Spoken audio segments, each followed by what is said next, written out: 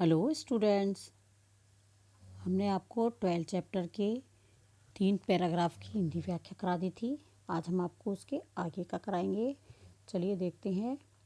वह पुलकनी वह उठी मलिनी, वह आदर की बात, वह पठवनी गोपाल की कछु न जानी जात। घर घर कर ओरत फिरे तनक दही के काज, कहा भयो जो अब भयो हरि को राज समाज।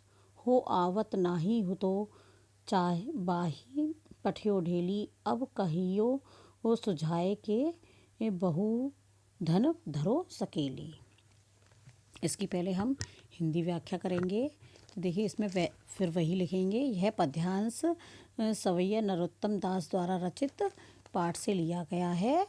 श्री कृष्ण ने अपने मित्र सुदामा का खूब आदर सत्कार किया, लेकिन जब उनको विदा किया तो उनको कुछ भी नहीं दिया, यानी खाली हाथ ही भेज दिया। तब सुदामा उस विषय को सोचकर इस पैराग्राफ में वर्णन कर रहे हैं। तो देखिए, इसका अर्थ देखते हैं। वह पुलकनी वह उठी मलिनी, वह आदर की बात, वह पठवनी गोपाल की कछु न जानी जात। सुदामा सोचने लगते हैं कि श्री कृष्ण का इस प्रकार आदरपूर्वक सिंहासन पर से उठकर मेरे पास आना, प्रेम से गले लगाना, सम्मानपूर्वक सिंहासन पर बैठकर मेरे पैर को धोना कितना अच्छा है। पर श्री कृष्ण ने जब विदा करते समय मुझे कुछ नहीं दिया, तो उनके ऐसे आचरण के बारे में वह क्या सोच, मतलब क्या कहा जाए, यह वह समझ नहीं पा रहे हैं। घर घर कर ओरत फिरे तनक दही के काज, कहा भयो जो अब भयो हरि को राज समाज। सुदामा जी सोचते हैं कि ये वही श्री कृष्ण है जो तनिक से थोड़े से दही के लिए घर घर जाके हाथों को पसारते फिरते थे। क्या हो गया जो इनका आज यह राज समाज के अधिकारी हैं। हाँ आवत नाही हो तो वही पठायो ढेली, अब कहियो सुझाए के बहु धन धरो सकेली। मैं तो ऐसे मित्र के पास आता ही नहीं। सुदामा जी बोलते हैं कि मैं ऐसे मित्र के पास कभी नहीं आता, लेकिन मेरी पत्नी ने मुझे ज़बरदस्ती भेज दिया।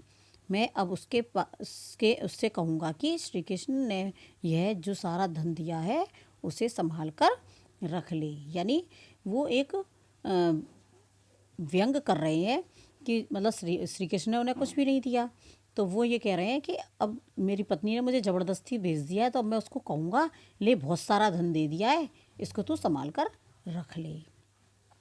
आगे का देखो।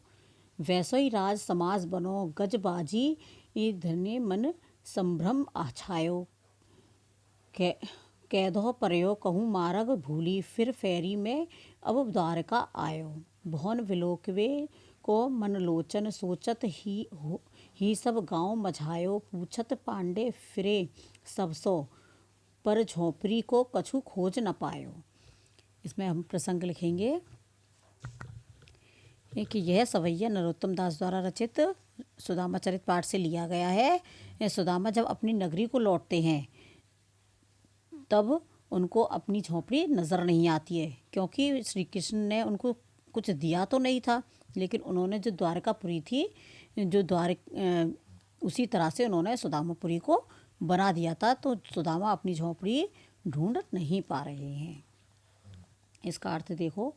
वैसे ही राज समाज बनो गजबाजी, घने मन संभ्रम छायो, कैधो परयो कहूँ मारग भूली, फिर फेरी में अब द्वारका आयो।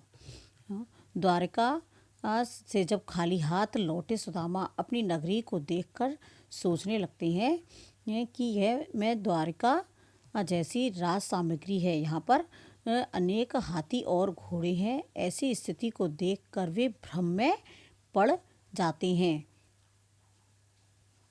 मतलब जब वो आते हैं द्वारकापुरी से और अपने घर को आते हैं, अपनी नगरी को आते हैं, तो उनको वो सब कुछ अलग अलग सा नज़र आता है। जिस तरह से द्वारकापुरी थी उसी तरह से उनको ये अपनी नगरी भी लगने लगती है।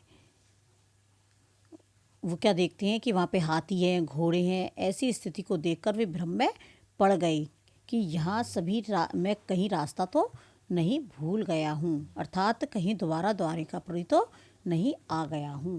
भौन विलोकवे सो मन लोचन, सोचत ही सब गाँव पछायो मझायो, पूछत पांडे फिरे सबसो, पर झोंपड़ी को कहूँ खोज न पायो।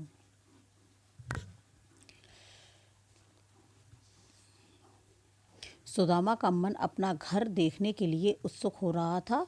वह सोचते सोचते उन्होंने सारा गांव छान मारा। सुदामा पांडे सभी से अपनी झोपड़ी के विषय में पूछ रहे हैं, परंतु कुछ भी पता नहीं चला, अर्थात कृष्ण की लीला को बेचारे पांडे समझ नहीं पाए। अगला है कि वह टूटी सी छनी हती, कहे कंचन के अब धाम सुहावत, मैं पग में पनाही न हती, कहे ले गज गज गज राज हूँ ठाड़े महावत, भूमि कठोर पे रात कटे, कहे कोमल सेज पे नींद न आवत, के जुरतो नहीं कोधी सवा, प्रभु के प्रताप से दाख न भावत।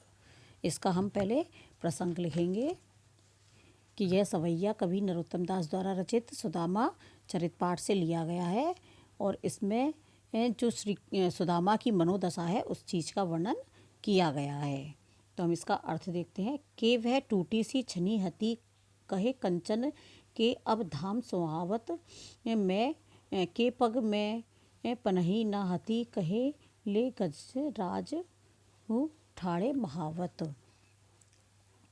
भव नगरी में आज आकर सुदामा सोचने लगते हैं कि कहाँ तो मेरे पास एक टूटी सी झोपड़ी थी और अब कहाँ सुनहरी महल शोभा दे रहा है, यानी मेरे पास टूटी झोपड़ी थी और अब कहाँ ये सुंदर सा महल है। पहले मेरे पैरों में जूतियाँ भी नहीं थी और अब सवारी के लिए महावत बड़े बड़े हाथियों को लेकर प्रस्तुत खड़े हैं। भूमि कठोर पे रात कटे, कहे कोमल सेज पे नींद न आवत, के जुरतो नहीं कोदी सवा, प्रभु के प्रताप से दाख न भावत।